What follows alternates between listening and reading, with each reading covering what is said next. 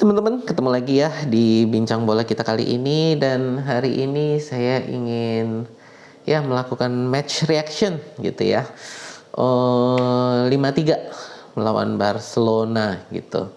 Ya, ini adalah penutup dari rangkaian tour kita ke Amerika ya. Rangkaian tour Soccer Champions Tour ya.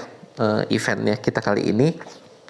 Jadi pertandingan melawan Barcelona ini adalah pertandingan penutup yang ditutup di SoFi Stadium. Ini adalah stadium milik Kroenke juga gitu ya, tapi untuk LA Rams gitu. Jadi ini salah satu stadion yang terbaik di dunia, tercanggih di dunia gitu ya. Salah satu stadium, bahkan mungkin bukan salah satu, tapi adalah stadium tercanggih di dunia memang. Ya, ini harapannya nanti Emirates juga bisa kayak SoFi Stadium ini ya gitu. Yuk bos Kroenke, yuk diinvest yuk gitu ya. Kita mau bahas dulu, kita mulai dari negatifnya dulu kali ya. Negatifnya dulu dari pertandingan kali ini.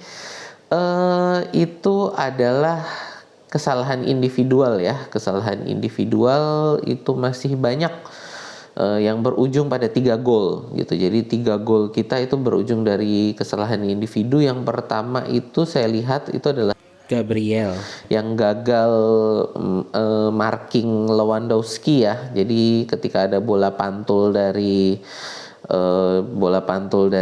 Ramsdale itu Lewandowski bisa lolos karena Gabriel tidak teliti untuk markingnya gitu.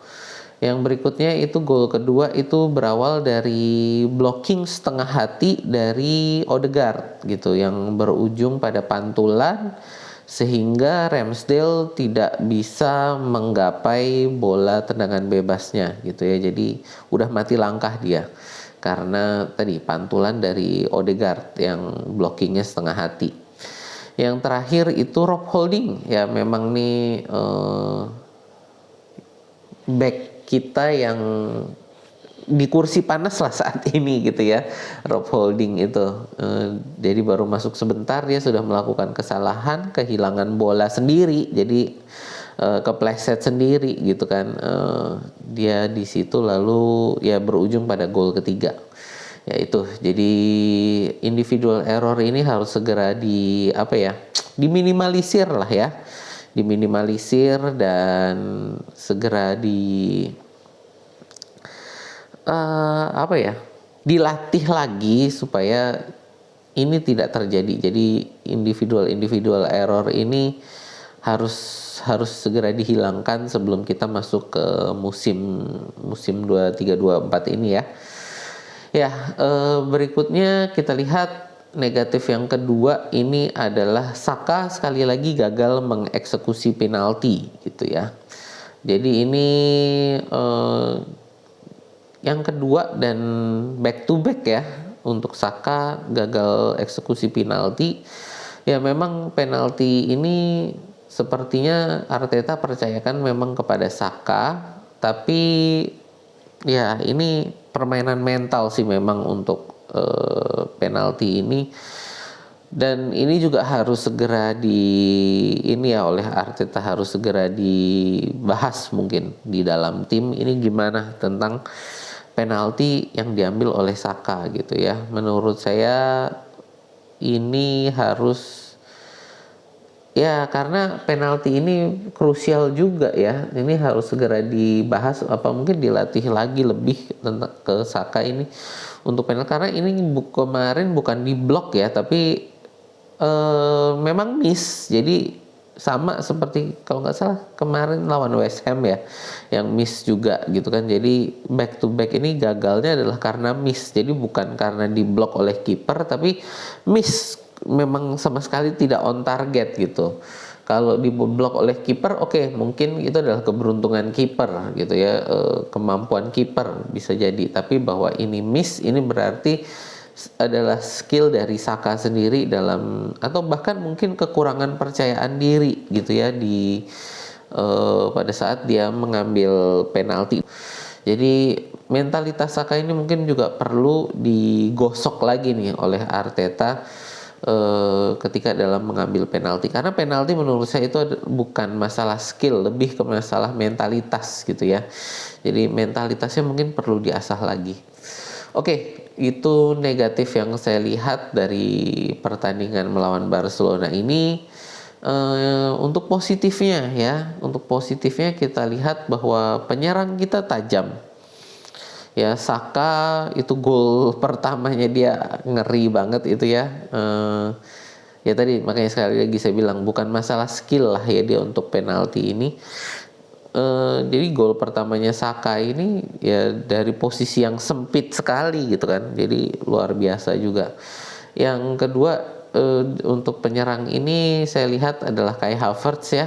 Kai Havertz ini jangan diremehkan gitu ya. Saya yakin dia ini akan menjadi salah satu attacking midfield terbaik juga nih di Liga Inggris. Ya, dan saya lihat dia ini sudah kembali ke, ya belum kembali, cuman sudah mendekati ke apa ya? Ke level dia ketika dia ada di Leverkusen gitu ya. Positioningnya dia ya untuk kapan dia bisa ada di kotak penalti itu sangat luar biasa gitu. Gol pertama dia waktu di melawan MLS All Star ya, lalu yang berikutnya ini hari ini dia menunjukkan kemampuan dia untuk bisa berada di kotak penalti pada saat yang tepat gitu. Jadi jangan diremehkan Havertz ini gitu. Menurut saya dia nantinya akan kembali seperti level dia di Leverkusen, yang ya waktu itu dia di Leverkusen itu kan sebagai second striker ya. Nah, sekarang di sini mungkin posisinya akan diberikan sebagai nomor 8 posisinya Xhaka, tapi lebih untuk roaming ya, untuk berkeliaran, bukan untuk box to box gitu ya. Tapi memang kemampuan dia untuk berada di kotak penalti ini sangat luar biasa. Kemampuan dia untuk bisa timingnya untuk ke kotak penalti menurut saya sudah mulai balik lagi nih ke Kai Havertz yang ada di Leverkusen kemarin gitu ya. Berikutnya kita untuk Jesus dan Trossard ya. Jesus ini juga saya lihat walaupun dia nggak cetak gol, tapi dia ngacak-ngacak banget itu defense-nya Barcelona gitu. Ngacak-ngacak banget untuk defense-nya Barcelona, terutama dengan pergerakan-pergerakan dia ya. Lebih memang luar biasa lah. Jesus ini walaupun dia nggak cetak gol, tapi kontribusinya ini memang top gitulah untuk bisa membuka peluang bagi teman-temannya mencetak gol gitu. Yang berikutnya Trossard ini penyerang kita yang luar biasa gitu ya. Dan membuat saya heran kenapa waktu musim dingin kemarin kok cuman kita yang ngejar dia gitu loh. Jadi ini menurut saya penyerang yang luar biasa dan mungkin akan berebut posisi central forward atau left forward ini antara dengan Jesus atau dengan Martinelli gitu. Jadi ya ini menurut saya juga membuktikan bahwa kita nggak perlu penyerang lagi, kita nggak perlu beli penyerang murni gitu ya, karena dengan adanya penyerang-penyerang kita ya Martinelli, Trossard, terus Gabriel Jesus, Bukayo Saka, dan ya ini kita kedatangan lagi kayak Havertz gitu. Penyerang-penyerang kita menurut saya sudah cukup gitu ya. Kita musim lalu itu kita mencetak 88 gol loh ya, hanya kalah 6 gol dari City dari segi seberapa banyak kita mencetak gol gitu. Jadi menurut saya penyerang kita sudah cukup mumpuni lah gitu, dan dengan Trossard yang makin matang ini menurut saya penyerang kita udah ngeri banget gitu. Berikutnya untuk Thomas Partey ya, Thomas Partey dan Declan Rice gitu ya. Dan kemarin ini Declan Rice ini tidak bisa ikut karena kabarnya dari Arteta ada cedera pada saat latihan gitu ya, dan Declan Rice merasa tidak nyaman untuk bermain, jadi dia tidak diturunkan, tapi yang diturunkan adalah Thomas Partey ya. Ini Partey dengan tidak jadinya ya, dia tidak jadi pindah kan. Jadi menurut saya ini juga kita tidak akan membeli Caicedo atau Lavia karena Partey ini memutuskan untuk tetap tinggal musim ini. Dia menunjukkan sekali lagi kenapa dia adalah jenderal lapangan tengah di Arsenal gitu ya. Ya, dengan kemampuan dia untuk passingnya ke depan itu ya membuat pergerakan Arsenal itu progresnya lebih kencang ya, lebih cepat gitu. Declan Rice itu dia lebih unggul menurut saya dibanding Partey itu adalah dari segi defense-nya. Sedang Partey ini menurut saya keunggulannya adalah dari segi passing-nya dia untuk passing bola ke depan. Ya, itu jadi akan memberikan banyak kepusingan lah bagi Arteta dari segi pilihan pemain ya. Ya, ini balik lagi saya, jadi untuk yang terakhir ini kesimpulan saya bahwa untuk kedalaman squad kita, kalau menurut saya kedalaman squad kita kali ini kita sudah nggak bisa komplain lagi ya. Jadi kualitas para pemain kita, Emil Smith Rowe pun ya hari ini bermain cukup tajam, Kieran Tierney bermain juga bagus. Semua jadi posisi menurut saya mungkin yang kurang dari pemain kita hari ini cuman Rob Holding ya. Ya semoga segera diperbaiki lah Rob ya. Cuman dari saya kedalaman squad kita sudah dalam kali ini. Kualitas para pemain antara pemain inti dan para pemain yang ada di bangku cadangan itu menurut saya sudah makin setara.